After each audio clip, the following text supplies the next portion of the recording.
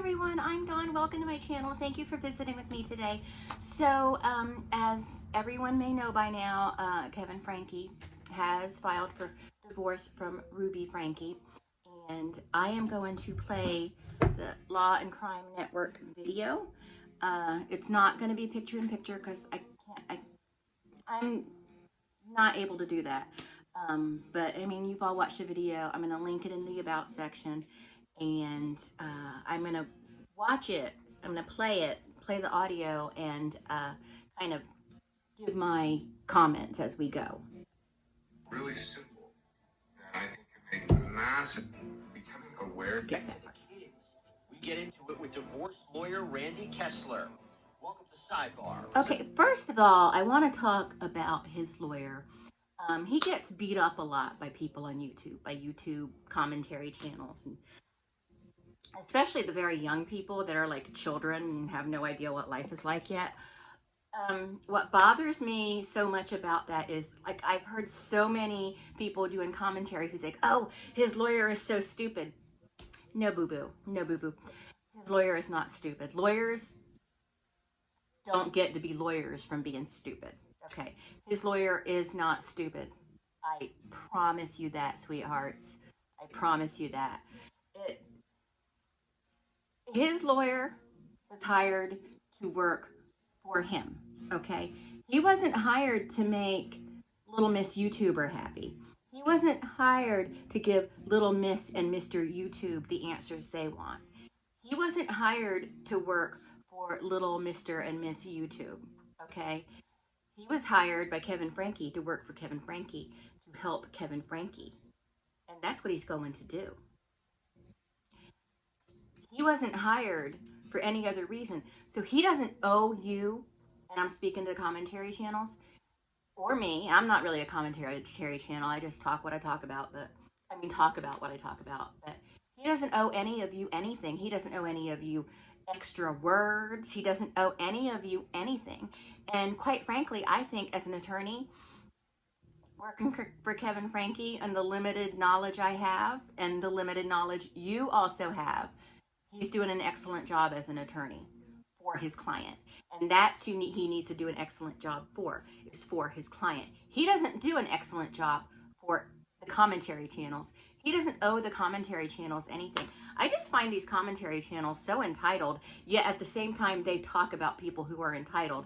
And, you know, I say, step back, look in the mirror, because you bitches are really entitled, and it gets annoying. Because I know how hard someone works to become a lawyer, and commentary channels that immediately start hating on attorneys. And I don't care if it's an attorney for a serial killer. I don't care who it is. That attorney is hired to work for that client, and if they're doing their job, that's all you can ask of them. They don't owe you a damn thing, you know. So I'm not going to say a lawyer is dumb because he's not giving you the answers you want. He's not saying the words you want to hear. Okay? I would like to see all of you go to law school. Get to law school first. Get there first. Finish it and become a lawyer. I would love to see all of you who have something to say do that. I think he's doing a great job as Kevin Frankie's attorney. You can actually compliment someone. You can commendate someone, even if you don't side with them, even if you don't agree with them. You can do that. Okay, let's play this. By Law and Crime, I'm Jesse Weber.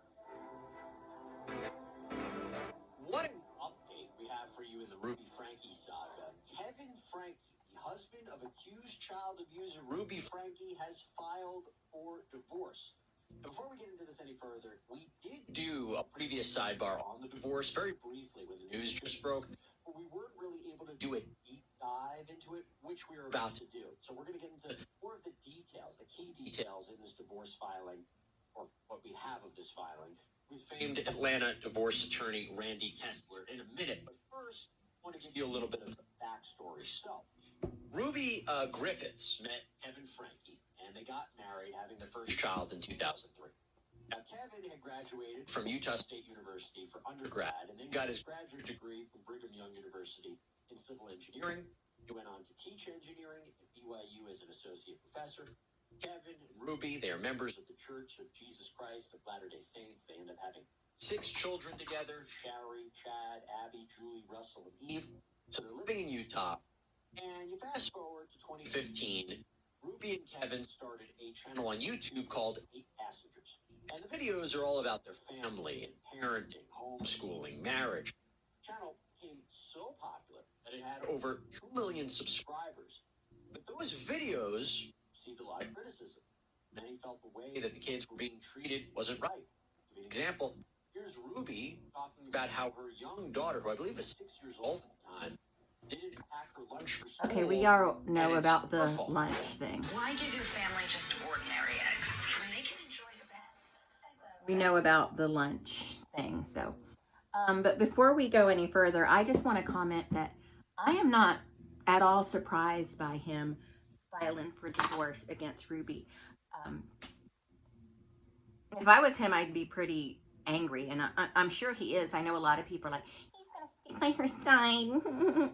You know, and I know a lot of people had their opinions on what he's going to do. Because, you know, you're all in the know. You all know more than anyone else, so that's great.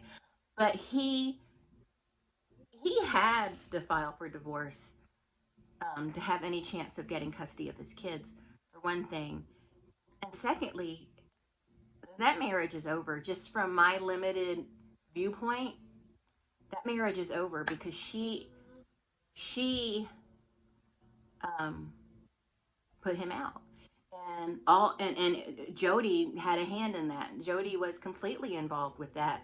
You know, she's got control over Ruby, and you know, I don't think that they thought it was going to come to divorce until she got arrested for CA. And after she got arrested, he started seeing things more clearly. After maybe hearing what other victims of Jodi had to say, he started seeing things more clearly. So, you know, let's play some more of this. Is uncomfortable. But Octa told me Here's an example of a video where you can actually see Kevin in the video. However, listening to all of your comments. Oh, I hate this part when he's like, my kids. Hey everybody, so I want to talk to you about something that I am so excited about, and that is that jet match. And I know people think that he should be charged too, but what people aren't understanding is they aren't being charged with prior CA. They're not being charged with anything that was in the videos. Ruby and Jodi are being charged with 6 counts of CA that occurred at Jodi's house. That's what they're being charged with. And I think a lot of people don't understand. They're not going to look at the videos. They're not going to look at a video and decide they're going to hold Kevin accountable. It's just not going to happen. It's just not going to happen. If it does happen, I will eat my words, but it's just not going to happen. I think up until the point that Jodi became involved, they were guilty of CA, but it was blurred. It was gray because everybody parents differently. I'm sure a lot of people would think my discipline tactics are wrong. I think a lot of other people's discipline tactics are wrong. I do think denying kids food, that's CA and all that. But, so I'm not saying any of the stuff they did wasn't CA. I'm just saying that it will be really hard to prosecute anything that happened in the videos as opposed to what happened at Jodi's house. I'm just saying. Kevin isn't going to be arrested. He's not going to be charged with CA. Is now sponsoring Sidebar. Many of our true crime fans will know exactly who they are. I actually interviewed their co-founder a few years back. Okay. JedMatch is the largest, like The Witness, helping identify true crime fans can actually help fight. Or click the link in the description. Okay, well now you fast forward to August 2023, and Ruby Frankie and her business partner, Jodi Hildebrandt, they've been working together at an organization called Connection. It's like a service offering therapy and guidance. In fact, Ruby was titled as a, quote, certified mental fitness trainer. Well, they are both arrested and each charged with 6 counts of aggravated child abuse. This happened after Ruby's 2 children were found in Hildebrandt's home. The son, who... Now, I heard somebody say, it was a YouTube channel, I'm not sure which, but I'm not going to call anybody out, but he said that they were charged with 6 counts, so 3 for Jodi and 3 for Ruby. No, that's incorrect. They have each been charged with 6 counts of CA. So 6 counts for Ruby, 6 counts for Jodi. And that number might increase based on if they're still investigating, that number may increase. Actually escaped the home, ran to a neighbor who called 911. He was found emaciated with wounds, lacerations, evidence that he had been tied up. The daughter was reportedly found in similar condition. She was also taken to the hospital to be treated for malnourishment. And Kevin Frankie has not been criminally charged. Okay, according to his attorney, he's not Randy going to be. Hester, not to be confused with Randy Hessler, who we'll get to in a minute. Randy Hester, who we've interviewed a few times at Law and Crime. Kevin was distraught. He denies any knowledge of this abuse. He'd been living separately from Ruby for 13 months before her arrest. Here's what Kester told us. And I actually believe that, because I don't think it got to that point until Kevin was out of the house, until she can isolate the children from him and put Jodi into some kind of control. Kevin very much loved his children and loved his wife and had a strong bond, an exceptionally strong bond with all of his kids. We've seen pictures of their family together. He was involved in all sorts of activities. He was a great dad. But Ruby felt like there were differences in their marriage, and at one point, in conjunction with Jodi Hildebrandt, it was sort of like, we have to separate to save our marriage. We'll keep working on our marriage, but for now, if we're gonna repair our marriage and be back together as a family, you have to be away, and you have to work on yourself, and don't have contact with the kids. Don't have contact with Doesn't make any sense to me. Oh, he was horrified by what the reports were, and he actually. And I'm sure he was horrified by those reports. I know a lot of people want to say, no, he doesn't care, blah, blah, blah. Like, people, commentary channels are creating their own narrative, like how they want it to be, to make themselves feel better about how lost they are in this world as human beings. They don't for 1 second want to give Kevin any kind of credit.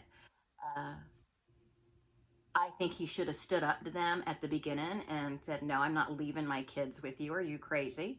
He should have done that. He didn't. He is to blame for that. He's at fault for that. And he probably feels guilt over that. Or he probably does. He might not, but he probably does. But who is anybody to say that he's not feeling these things? Went there to get his kids. When he found out about this, he drove all the way to southern Utah, which is 250 miles, and met with law enforcement and gave statements and made an effort to try to get his kids out of that mess. Yeah, so according to Kester, Ruby told Kevin to stay away, not be around the kids. And when we asked Kester why Ruby and Kevin separated, he said... And like I said before, I think he should have manned up and said, no, I'm not leaving the kids with you. You want me to leave? I'm bringing the kids with me. He should never have willingly just left his kids for 13 months. He never should have done that. And I think he should acknowledge that. But even if I think he did, it wouldn't make the public any happier. Probably shouldn't get into it, but they had a difference of opinion about their family, specifically parenting and their own personal dynamic. Now, when we talk about Kevin filing for divorce, that's a big component. By the way, Hester also explained that prior to Ruby's arrest, she actually called Kevin. She had heard what was going on and knew they were coming for her, and called him and said, this is an emergency, even though she had reached out to him for months and months and months before that. She reached out to him when it was an emergency, knowing she could rely on him to help his kids. All he knows is he got a text from her that said, emergency, need to speak with you. He was at work and text back and said, I'm at work. What's up? And she said, I need to speak to you immediately. Now, she didn't directly say the police were coming. Nonetheless, it's pretty fascinating that she called him before her arrest to come get the kids. Now, in terms of the conflict in their marriage, Esther indicated that Jodi Hildebrandt. She actually didn't call him to actually come get the kids unless she thought he was going to go to Pam. I can't remember her last name now. Unless he was going to go to her house to get them.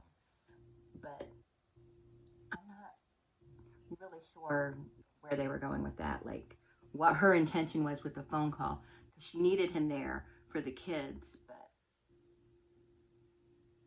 that was neither here nor there because the kids were not going to go with any parent at that time. At that point. Definitely didn't help the situation. Are you having trouble paying for healthcare, rent, gas, groceries, and other bills? So, let's just... That he believes that is what led up to this. But what I can say, at least it's my observation, that while the family may have had some struggles prior to Jodi coming into their lives, the family probably did have struggles if she was able to push him out of their house. But, you know, all families have struggles. All families deal with things. I think that Jodi used what she could to help push him along and get him out of there. Because she wanted access to Ruby. For whatever reason, everybody has their ideas on why. I have my ideas on why.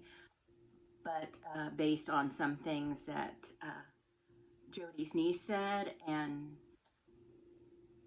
just based on what I've seen, you know, I have, you know, my thoughts on why she wanted Ruby basically all to herself. And I don't know, that relationship, that whole dynamic is really strange. it kind of seems like, to me, and this is my personal opinion, that once she got involved in their lives, it just destroyed his family. The focus has been on Kevin. Where was he? Why was he absent? How does that all happen? So he was doing that at Ruby's direction. And do y'all remember in a couple of those gentlemen that were interviewed, they used, Jodi taught these wives tactics to keep the men, the husbands, the fathers away from their children by legal means. You know, very manipulative, sneaky things to do and say to ensure that the husband stays away. So, you know, we don't know for certain, but Jodi may have given some of those ideas to Ruby, you know, because if Ruby wanted her husband around, he would have been around.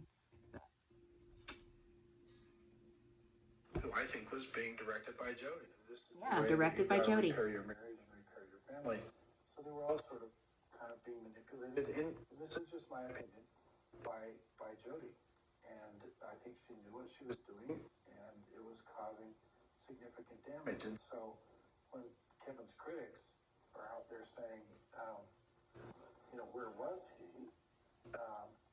He was acting in the direction of what he thought was a competent mental health care provider. And Exactly. advisor. He thought Jodi was a competent mental health provider. And she's not competent at all. She's a control freak and a wannabe cult leader. To me, the better question is, what kind of mental health care provider would advise a family and a husband and wife and a husband and children, or a father and children, that this can repair your family if you just stay away from each other? And I'm confident that she told that to Ruby. I'm confident that the children are being told that, and Kevin was certainly being told that I know what I'm doing, you need to stay away. And by the way, at the same time as Kevin filed for divorce, as we talked about in our previous sidebar, he is actually seemingly petitioning a state legislator in Utah to change the law in the state to create more stringent requirements for mental health counselors, seemingly implying, at least to me, that what his wife was doing as part of her work with Connections maybe wasn't right. But Kevin Frankie files for divorce on Wednesday, November 29th, while his wife is locked up behind bars awaiting trial. And to talk about this, now let me bring in high-profile Atlanta divorce attorney and founding partner of KS Family Law, a 30-person family law firm in Atlanta, Randy Kessler. Randy, so good to see you. I think this is your first time. I just want to address something before I continue on with the audio. But he, so Kevin And I'm the type of person that will give someone the benefit of the doubt, and I'm giving Kevin the benefit of the doubt because I don't think he should have manned up, but I don't think he was the one in control in that relationship. But as far as the children went, but when they were doing the connections thing, he was involved at the beginning. So at what point? So did he leave when they told him to move out? Because I'm not real clear on that. I'm assuming he did. I'm assuming he separated from connections when they separated, when they physically separated, when their relationship separated and he moved out for 13 months. So was it after that, after Kevin was gone, that she decided she was going to be a mental health coach or a mental fitness coach, whatever, Ruby,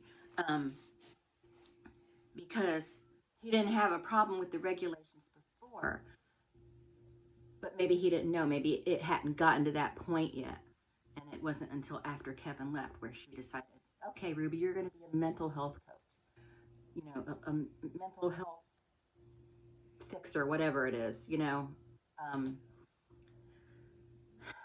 So yeah, it's worked, and I understand he's moving for legislation on it now, but how much did he know about it before? It's possible he didn't know anything until, like I said, until Kevin moved out, and then she was like working Ruby. Hey, you want to be a mental fitness coach or whatever? So yeah. I'm on Sidebar, am I right? Yeah, I've been on with you for, it's been a while since I've seen you and we've done stuff, but yeah, not on Sidebar, and it's good to be here with you. Good to be here as well. You picked a name that couldn't confuse people more. This is Randy Kessler, not Randy Hester, who is representing Kevin Frankie. Now, you've represented a lot of clients over the years, including celebrities and athletes. So Kevin Frankie files this petition for divorce and a domestic relations injunction in Utah's 4th Judicial District. We're going to get to that injunction in a minute.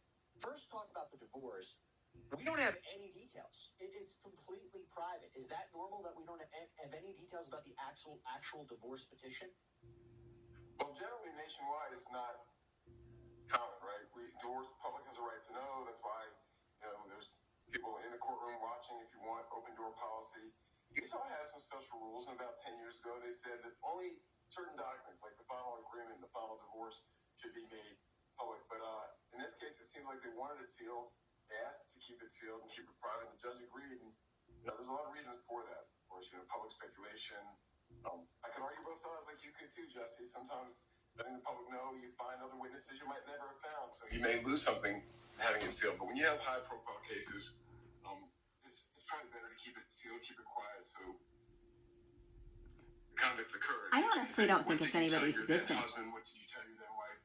You don't need to have fault to have a divorce. And every divorce, sort of an interesting nuance there. I'm just trying to skip him because electronically. The details of the divorce. So it means you can't go out and badmouth. You can't post things and say the other person is this criminal, this horrible. I climb and say. Yeah, they can't talk bad about each other either. What makes up a full Oh, life? come on. Be there to lend a hand. Be present while feeling our best. I was skipping that because I don't really have much to say on that. I listened to it earlier and I didn't really have much commentary on that because it wasn't specifically about the Frankies. It was just about divorce in general in Utah. You specifically should not. And he would never be in a position, like you said, if he ever abused the children moving forward, he'd get in trouble. But now that this has been put in place as well, look, from a PR perspective, I look at it as his attorney has come out and say Kevin had no idea what was going on to his kids. He was just as shocked as everybody. Now he is divorcing this person who was doing this to the kids. From a PR perspective and a legal perspective, it seems like the right move and not a surprising move. Okay, so PR was what I majored in, communications and public relations with an emphasis on crisis communications. And this is a great PR move to file for divorce. We don't want to take something that seems as shallow as just PR and lead to dividing families and breaking them up. But Ruby did that. Ruby did that by by committing CA and getting arrested and being in jail. She did that. She broke the family up. She broke the family up when she told him to move out. She broke the family up. She did this. And this divorce filing was one thing, a good PR move. And there are other commentary channels that might just say, well, it's just PR. It's just PR. Who cares? Why does anyone care?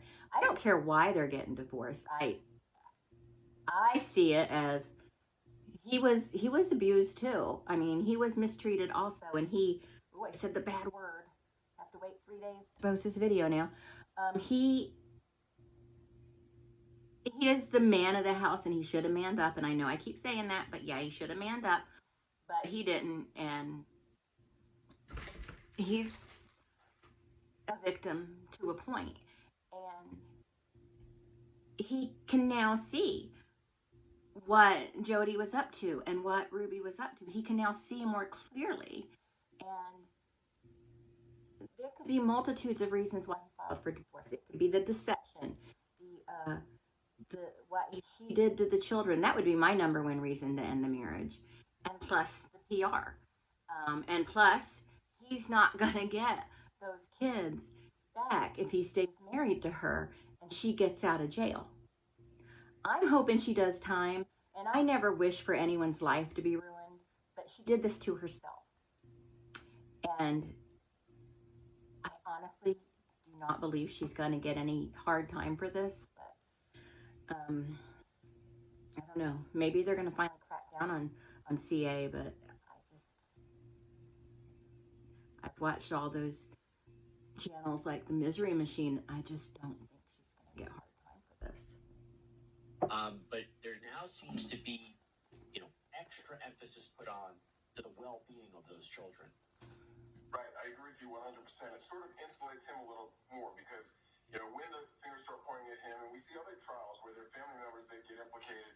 Well, if you didn't agree with what mom did and you didn't have anything to do with it, why are you still married to her? It's so easy in America to get a divorce. If you're so faithful like the rest of us, just file for divorce. He has to check that box at a minimum, and filing for divorce certainly checks that box. Insulates him a little bit publicly, and maybe to the prosecution. If I was a prosecutor and he didn't file for divorce, why is he sticking by her?